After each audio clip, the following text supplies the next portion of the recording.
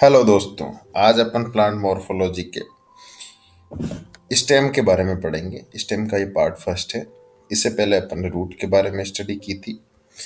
Plant morphology में जब stem की बात करते हैं तो सबसे पहले स्टेम सबसे इम्पोर्टेंट पार्ट होता है प्लांट का, जो जिसके अंदर नोड प्रेजेंट होते हैं। रूट में कभी नोड और इंटरनोड नहीं पाए जाते हैं। स्टेम और रूट को दोनों को डिफ्रेंशिएट करने का ये सबसे अच्छा तरीका है। दोनों को अलग अलग पता करने का सबसे बेहतरीन तरीका ये है कि इनके बीच में नोड और इंटरनोड पाए जाते हैं। स्टेम होते हैं वो ब्रांचेस की फॉर्म में प्रेजेंट होते हैं, जो लीव्स को होल्ड करने का काम करते हैं। जो जितनी भी लीव्स होती है किसी भी प्लांट्स के अंदर, उन लीव्स को होल्ड करेंगे वो ब्रांचेस के द्वारा।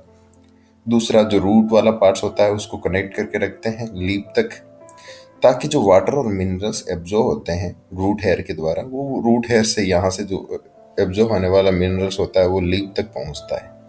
वो सारा वहाँ तक पहुँचाने वाला जाइलम फ्लोएम के द्वारा उस कंडक्शन कराने में स्टेम का ही मेन इंपॉर्टेंट रोल होता है।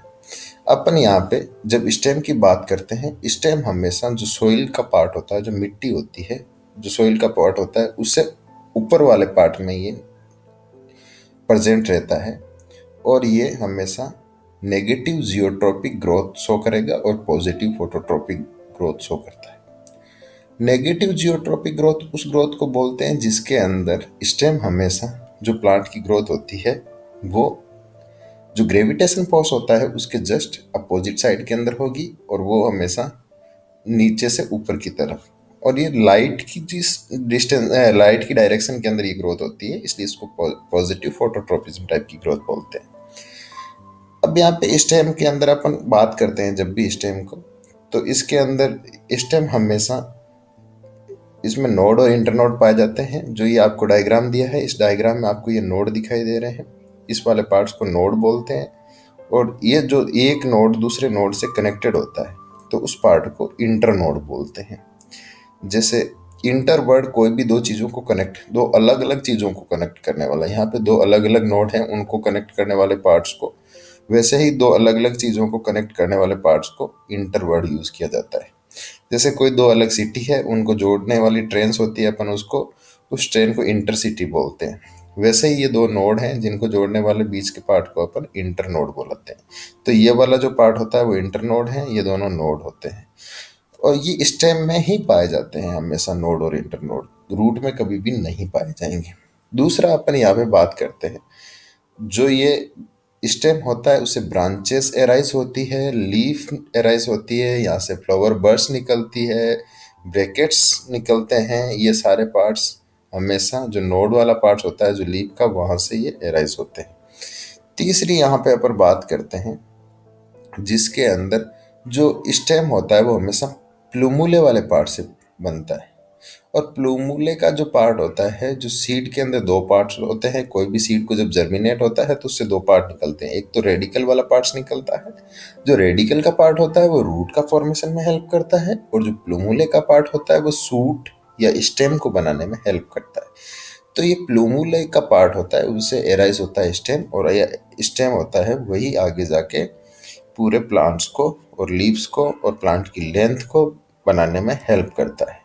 यहाँ पे अपन कुछ टाइप्स पढ़ेंगे स्टेम्स के। यहाँ पे सबसे पहले जो टाइप दिया है वो कोडेक्स टाइप का स्टेम्स होते हैं। कोडेक्स टाइप के स्टेम्स अनब्रांच्ड स्टेम्ड होते हैं, जिनमें कोई भी किसी भी टाइप की ब्रांच नहीं पाई जाती। जैसे कि यहाँ पे आपको पाम का जो ट्री है जिसे अपन खजूर बोलते हैं, उसके यहाँ पे ट्री का ये स्टेम होता है, वो इसी टाइप कोडेक्स टाइप का स्टेम होता है। इसके अंदर कहीं पे भी अपन ब्रांचिंग नहीं देखेंगे, पूरा एक सिंपल टाइप का स्टेम होता है। दूसरा ये इरेक्ट टाइप का स्टेम होता है, सिलेंडर टाइप का स्टेम होता है। और यहाँ पे आपको ये छोटे छोटे स्कार दिख रहे हैं।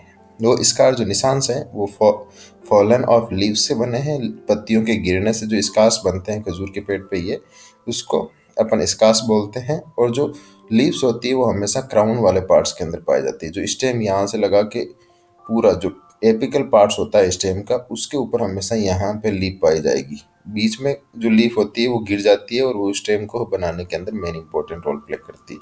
तो ये पूरा पार्ट्स के क्राउन वाले पार्ट्स में लीफ पाई जाती है। इस टाइप के जो होते हैं वो पॉम के अंदर पाए जाते हैं, कोकोनट में स्टेम पाए जाते हैं। इस टाइप के स्टेम होते हैं, उन स्टेम्स को कोडेक्स स्टेम बोलते हैं। नेक्स्ट यहाँ पे बात करते हैं अपन सेकंड नंबर के स्टेम्स के टाइप्स की, जिसको कॉलम स्टेम बोलते हैं। कॉलम टाइप का स्टेम होता है, वो नोड के द्वारा, ये एक नोड है, ये दूसरा नोड है, दोनों नोड के इंटरनोड के द्वारा कनेक्टेड रहते हैं और ये सॉलिड नोड्स पाए जाते हैं, आपको साफ दिखाई देते हैं नोड्स यहाँ पे।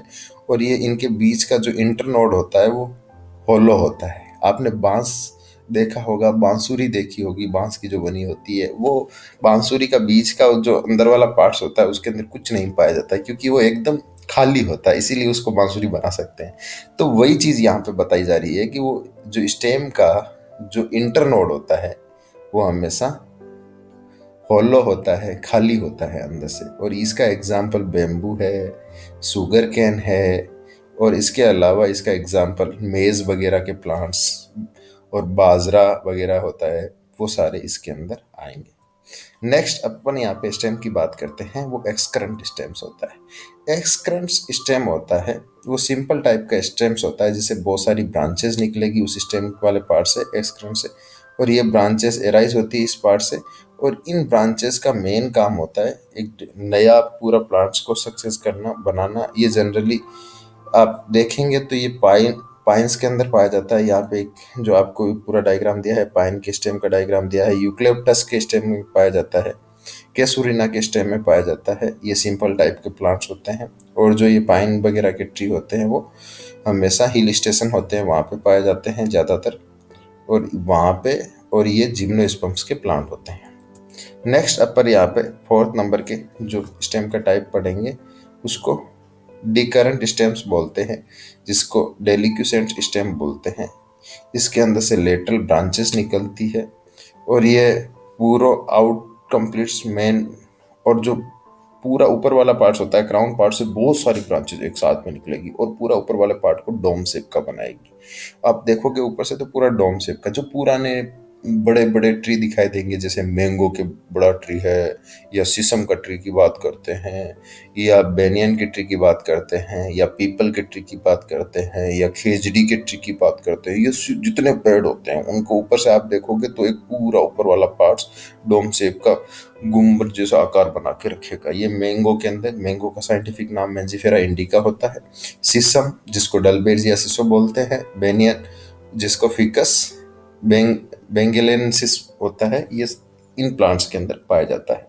नेक्स्ट अपन यहाँ पे जो स्टेम की बात करते हैं वो एरियल स्टेम्स होता है। एरियल्स जो एरियल उस स्टेम्स को बोलते हैं जो निकल के एयर के द्वारा निकल के आउटर पार्ट में पाया जाता है, और ये इरेक्ट स्टेम्स होता है। और इसके अंदर अपन डिफरेंट डिफरेंट जितने भी एरियल स्टेम्स होते हैं उनके डिफरेंट टाइप्स के बारे में अपन यहाँ पे स्टडी करते हैं। जो एरियल स्टेम के डिफरेंट टाइप की स्टडी करते हैं तो यहाँ पे कुछ अलग अलग टाइप के मिलेंगे। कुछ अपने को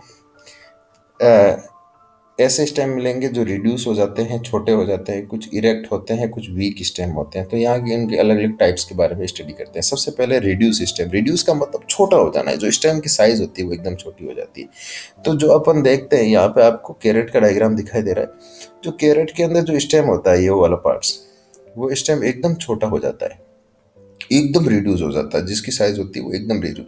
डायरेक्ट आपको रूट दिखाई देगा और रूट से डायरेक्ट आपको लीव्स निकलती हुई दिखाई देगी। लेकिन जो स्टेम यहाँ पे स्टेम पाया जाता है, लेकिन उसको एक रिंग की फॉर्म के अंदर पाया जाता है, बहुत छोटा। ये रेडिस के अंदर, कैरेट कैरेट के अंदर, टर्निप के अंदर, सुग बीट शुगर के अंदर ये पाया जाता है। नेक्स्ट अपन यहाँ पे दूसरे स्टेम की बात करते हैं, वो इरेक्ट स्टेम होता है। इरेक्ट स्टेम स्ट्रॉन्ग होता है, अपराइट होता है, बीच में से होलो होता है। अभी अपन ने बात की थी, ये मेज के अंदर, व्हीट के अंदर, मैंगो के अंदर पाया जाने वाला स्टेम्स होता है। और ये स्टेम्स स्ट्रॉन्ग टाइप का और इरेक्ट स्टेम होता है जो, और काफी इसकी लंबाई भी अच्छी होती है। नेक्स्ट में यहाँ पे अपन वीक स्टेम की बात करते हैं। वीक स्टेम वो होते हैं जो अपने प्लांट को इरेक्ट नहीं कर सकते, उस प्लांट को खड़ा नहीं कर सकते हैं, और वो जमीन पे या तो प्लांट लेटा हुआ रहेगा या किसी खड़ा भी होगा तो किसी की सहायता से, या टेंड्रिल्स हैं या हुक्स वगैरह हैं उनकी सहायता से। तो यहाँ पे सबसे पहले अपन डिफरेंट डिफरेंट टाइप के वीक स्टेम्स की बात करते हैं। ये स्टेम थिन होता है, सॉफ्ट होता है, और बहुत ज़्यादा वीक होता है। और जब भी इसको ऊपर इरेक्शन करना होता है तो उसके लिए कुछ सपोर्ट की ज़रूरत होती है। तो यहाँ पे अपन उनमें वीक स्टेम में सबसे पहले क्रीपर्स की बात करते हैं। क्रीपर्स वो बोलते हैं जो जमीन पे लेटने वाले स्टेम्स होते हैं, उनमें क्रीपर्स अर्थ के सरफेस पर पाए जाने वाले स्टेम्स होते हैं। और ये रूट वाले पार्ट से जो होता है, रूट वो नोड वाले पार्ट से, जहाँ जहाँ पे नोड प्रेजेंट होंगे इसके अंदर, वहाँ से रूट